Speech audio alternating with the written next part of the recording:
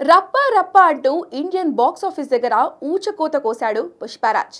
Deadly combo Sukumar, Allu Arjun ఈ సినిమాతో mass తాండవం చూపించారు.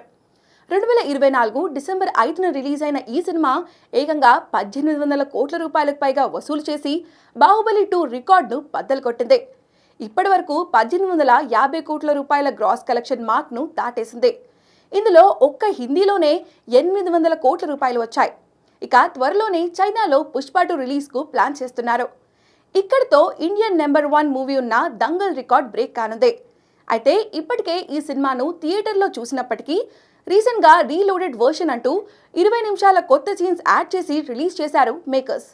కానీ ఈ రీలోడెడ్ వర్షన్ ను పెద్దగా పట్టించుకోలేదు ప్రేక్షకులు.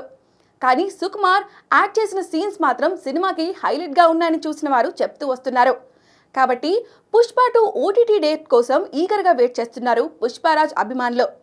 సినిమా రిలీజ్ అయిన 7-8 వారాల తర్వాతే ఓటీటీలోకి వస్తుందని ఇప్పటికే మేకర్స్ క్లారిటీ ఇచ్చారు. ఇప్పుడు ఆ సమయం వచ్చేసింది అని చెప్పాలి. జనవరి 29 లేదా 31న ఈ చిత్రం డిజిటల్ స్ట్రీమింగ్ కు రానుందని తెలుస్తుంది.